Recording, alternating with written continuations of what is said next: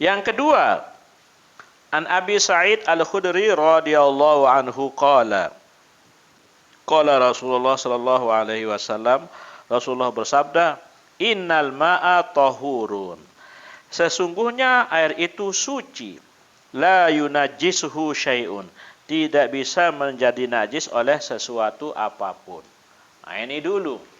Jadi Nabi mengatakan bahwa air itu pada dasarnya semua air itu suci, bersih, tidak najis oleh apapun. Nah, ini ya. Nah, ini harus dibaca hadis berikutnya karena dia berhubungan, ya, dulu. Nah, kita baca dulu hadis berikutnya, nanti maksudnya sama. Jadi, sungguhnya air itu suci, tahur, suci. La yunajjisuhu syai'un. Tidak bisa menjadi najis oleh sesuatu apapun, ya kan? Nah, hadis berikutnya. Nah, nanti digabung ini karena dia berkaitan, berhubungan. Ada 4 hadis yang berbeda-beda tapi intinya sama. Nah, itu nanti kita kumpulkan hukum yang terkandung dalam hadis-hadis ini. An Abi Umamah Al-Bahili radhiyallahu anhu qala. Ini kan sahabat banyak yang dengar Rasulullah. Jadi sahabat itu menceritakan kepada kita dengan lapas yang berbeda. Ya kan? Seperti misalnya kalian ini kan dengar saya menjelaskan. Nanti kan ketika menjelaskan kepada orang lain redaksinya beda-beda. Begitu juga sahabat ini kan beliau mendengar Rasulullah bersabda. Nanti ketika bertemu dengan orang lain dia cerita kan pasti kalimatnya beda-beda tapi intinya dia sama nanti. Sama dengan ini. An Abi Umamah Al-Bahili radhiyallahu anhu qala Rasulullah innal ma'a sesungguhnya air la yunajjisuhu syai'un tidak bisa menjadi najis oleh sesuatu apapun illa kecuali ma ghalaba ala rihihi atau apa-apa yang mengalahkan atas baunya wa ta'mihi rasanya wa launihi dan warnanya. Akhrajahu Ibnu Majah wa dha'afahu Abu Hatim walil Baihaqi. Al-ma'u tahurun illa air itu suci kecuali in taghayyara rihuhu jika berubah baunya au ta'muhu atau rasanya au launuhu atau warnanya binajasatin dengan sebab najis tahdusu fihi yang jatuh padanya. Air sumur taruhlah. Air sumur itu kan suci. Nah, andaikan jatuh bangkai tikus di dalamnya. Kita lihat air itu. Jika setelah tikus itu jatuh ternyata rupanya sudah berbeda, kita minum juga ada rasa tidak enaknya, ada juga baunya. Berarti air itu sudah berubah dengan sebab jatuhnya najis. Salah satu saja sifat air yang 3 ini berubah, maka otomatis air itu menjadi najis. Yang tadinya suci menjadi najis karena jatuh najis di dalamnya. Berubah misalnya rasanya atau warnanya lain. Tadinya bersih, bening, kok tiba-tiba ada bangkai, lain warnanya. Rasanya juga lain dan seterusnya atau warnanya lain. Bila salah satu sifat air yang 3 itu ada, maka otomatis air itu dikatakan najis. Nah, ini dikatakan najis. Nah, tapi ini katanya jika air itu nanti hadis berikutnya kurang dari istilahnya 2 kulah. 2 kulah itu istilahnya kurang lebih 220 liter air. Sedirimnya pira isinya sedirim? 1 derim besar itu berapa isinya? Itu berapa liter? Ada 200. Nah, kalau air itu kurang 1 kulah atau kurang 1 derim, kurang dari 200 liter lah kita katakan, kalau dijatuhi oleh najis itu berubah atau tidak berubah, dia dihitung najis. Paham? Kalau kurang dari 220 liter kita umpamakan, misalnya 1 derim lah itu sudah 200 lebih. Nah, kalau 1 derim dijatuhi bangkai binatang seperti tikus, umpamanya kucing, itu dia berubah atau tidak berubah rasanya, warnanya atau baunya, dia otomatis menjadi air yang mutanajis istilahnya, air yang najis. Itu kalau dia kurang 1 derim, 216 liter atau 210 liter. Nah, Kalau air itu banyak besar, nah dia menjadi najis apabila jatuh najis di sana, apabila berubah salah satu sifatnya. Kalau tidak berubah salah satu sifatnya, walaupun ada bangkai di sana, maka dia dihitung suci. Paham? Saya ulang. Ya. Misalnya rasanya lain. Yang keenam lain rasanya, ada bau-bau. Atau bau, ada imambu. Atau warnanya kan air bening. Tiba-tiba menjadi keruh dengan sebab yang jatuh itu, najis yang jatuh itu. Beda lamun belabur, no. Lamun belabur dia tetap suci sebab itu tanah dia campurannya. Ya, bukan kotoran dan itu besar. Nah, itu misalnya saya belabur kan, itu bukan karena faktor najis, faktor kotoran tidak kalau air belabur saja. Ya, karena itu adalah tanah kalau belabur no kan, karena baru kena hujan besar lalu dengan tanah. Nah, jadi saya ulang. Inti daripada maksud hadis ini adalah, nanti hadis yang sama juga sama. Satu, bahwa air itu pada dasarnya suci selama belum dijatuhi najis. Paham? Titik satu ya. Nah, satu. Yang kedua, jika air itu dijatuhi oleh najis, oleh bangkai misalnya, dijatuhi najis sudah. Nah, apabila dalam agama kurang dari 2 kulah air itu, 2 kulah itu 216 liter kurang lebih, 1 derim misal kita no.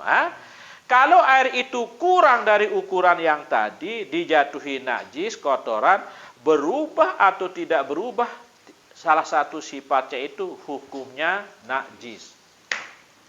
Nah, itu ya. Nah, kalau airnya lebih dari 2 kulah, airnya besar, misalkan seperti air sumur itu kan dia besar, lebih 250, apalagi kalau musim hujan kan sampai atas, besar sekali. Nah, kalau air itu banyak besar, jika dijatuhi najis, misalnya bangkai meong terik, nah, berubah salah satu sifatnya, warnanya, rasanya atau baunya, maka ia menjadi najis.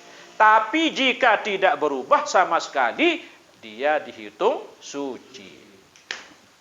Nah, itu singkatnya. Ya. Nah, itu dia maksud daripada hadis itu. Nah, ini kan sama ini ya. Coba hadis berikutnya, ini dia. An Abdullah bin Umar radhiyallahu anhu qala Rasulullah, idza kana al-ma'u qullataini. Nah, itu kan apabila air itu 2 kulah.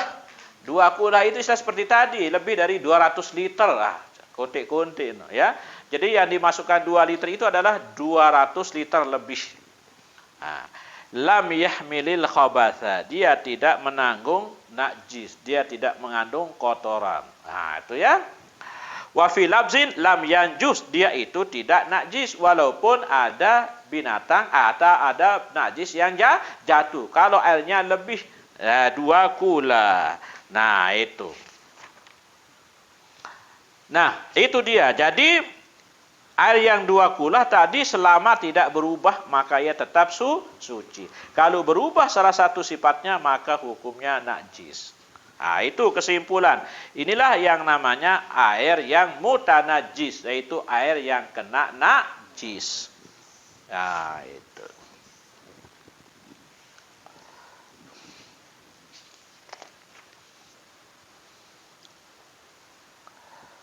Lanjut.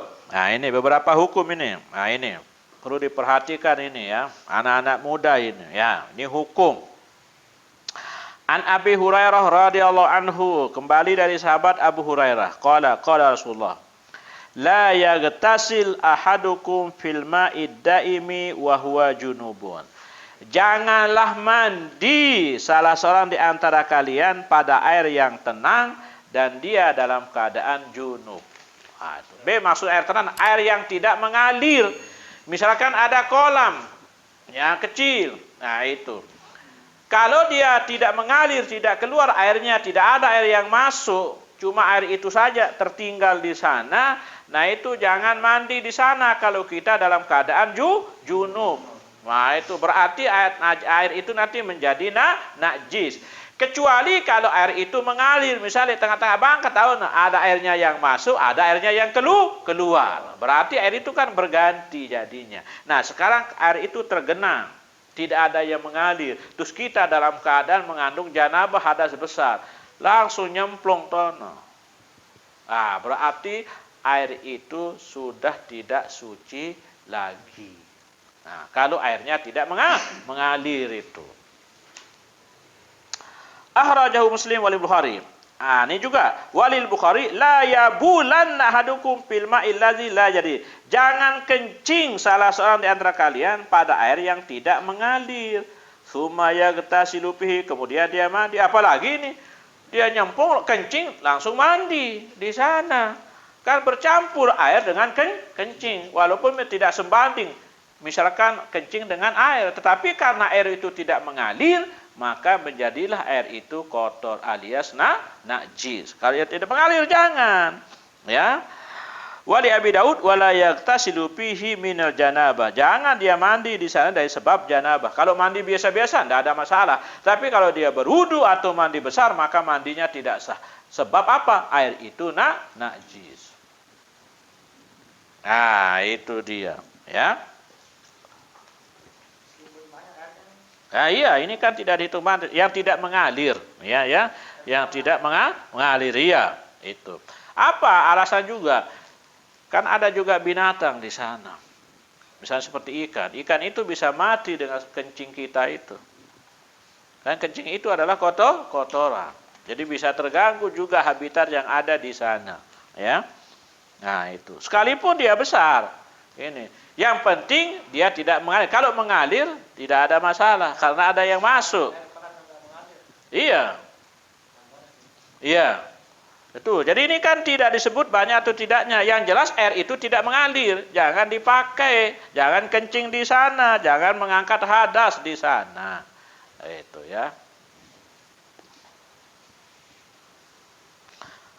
Kemudian, ya. Kalau kolam renang kan itu dia mengalir airnya. Ya? Tapi kan ada gantinya juga, ada penggantinya air, ya. Ada penyuciannya, ya. Kalau dia besar, kalau seperti tadi itu, ya. Cuma ini kan ini etis ini dari segi etis adab. Masa kita janabah, ya? Nah, itu. Ini persoalan etis dan tidak etisnya. Secara zahirnya hadis ini menunjukkan bahwa dia itu najis. Nah, itu, ya. Nah, ini saya bacakan ini, ya. Memang air itu tidak jadi najis dengan sebab kita nyemplung di sana dalam keadaan junub, tapi itu adalah perbuatan yang tidak baik. Airnya tidak mengalir, lalu kita mengangkat hadas, sementara nanti juga ada yang memakainya. Kalau semua memakai kan akhirnya menjadi ini saya bacakan, ya. Nahyul junub anil iktisal fil ma'id daim. Pertama, larangan tegas bahwa orang yang junub itu tidak boleh mandi pada air yang tidak mengalir, air yang tenang. Nah, katanya, la yanjusul ma' bi ghuslil junubi fihi. Nah, itu, ya. Air itu tidak najis dengan sebab mandi di sana. Bal yaslubuhu tuhuriyatahu. Tetapi itu mencabut kesuciannya. Fayusta'malu fi ghairi raf'il hadas, maka dipakai pada bukan yang mengangkat hadas. Wa izalatil khabas min sa'il istima' dan menghilangkan najis. Nah, itu. Jadi menghilangkan kesuciannya, kebersihannya. Bisa dipakai untuk yang nanti kalau dipakai untuk membasuh piring dan lain sebagainya, padahal dia sudah kotor itu, ada kencing dan lain sebagainya. Isbatu najasatil baul, bahwa kencing itu najis. Jadi kencing itu hukumnya najis. Terus dia akan ada walaupun misalnya kadarnya itu ukurannya jauh lebih sedikit dibanding air yang ada di kolam, tapi dia sudah merusak air itu. Nah, hadis berikutnya. An rajulin sahiban Nabi, dari seorang laki-laki sahabat Nabi, nah Rasulullah antagtasilal mar'atu bi fati rajul. Nah, ini tentang air yang sudah dipakai, ya. Rasulullah melarang, ya, mandi seorang perempuan dari bekas sisa laki-laki. Awir rajul bi fatlil mar'ah, atau laki-laki mandi dari sisa perempuan. wal yaghtariba jami'a, tapi hendaklah keduanya mengambil sama-sama. Andaikan misalkan suami istrinya ya bareng-bareng mandi pagi hari, misalkan dibajang-bajang. Jangan dibayangkan dulu.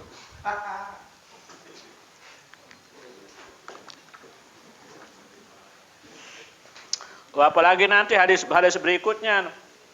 Ini ada hadis yang merupakan ada pendidikan seks nanti, tapi itulah Rasulullah. Dia mengajarkan kita dengan halus, dengan baik. Ya, nanti di bab mandi nanti. Ya, nanti dikira hadis ini porno, tidak.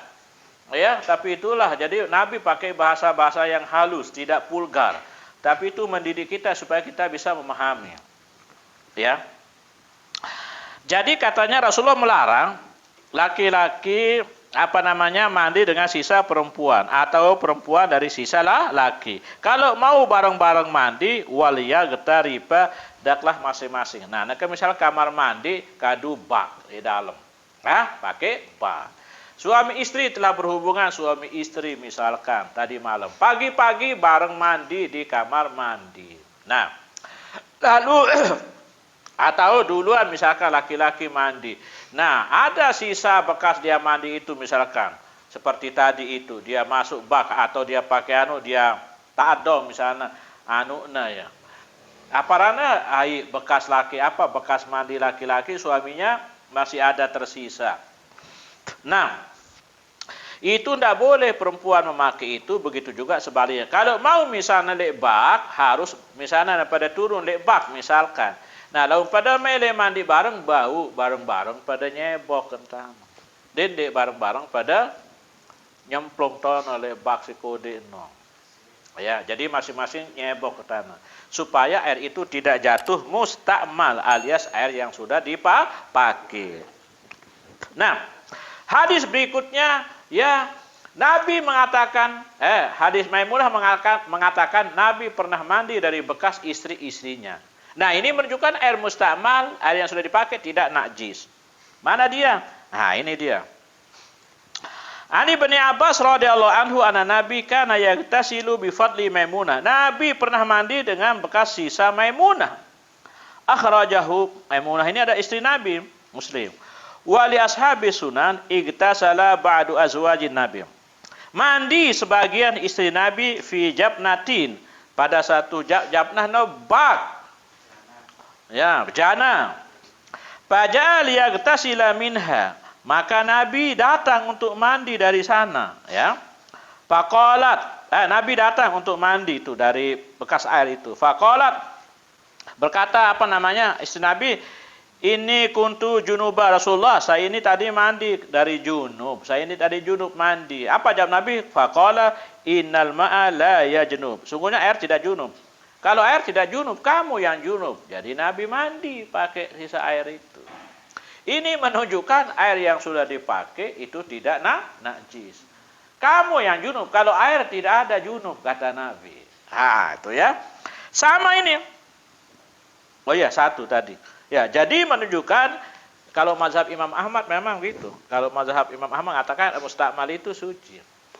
Ya, boleh dipakai. Apalagi warnanya masih tetap seperti biasa, walaupun sudah dipakai itu hukumnya suci. Nah, mazhab Syafi'i itu air mustakmal itu hukumnya makruhun isti'maluhu. Makruh dipakai atau tidak suci. Tidak suci hukumnya itu, ya. Kalau sekedar untuk basuh-basuh kaki, tidak mengangkat hadas, tidak ada masalah. Tapi yang dimasukkan dipakai di sini adalah untuk mengangkat hadas. Itu yang tidak boleh. Jadi air mustakmal tidak boleh dipakai untuk mengangkat hadas. Itu saja.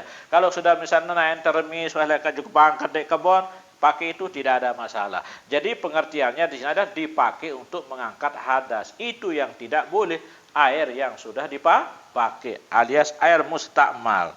Nah, menurut Imam Ahmad air mustakmal itu suci hukumnya. Nah, itu.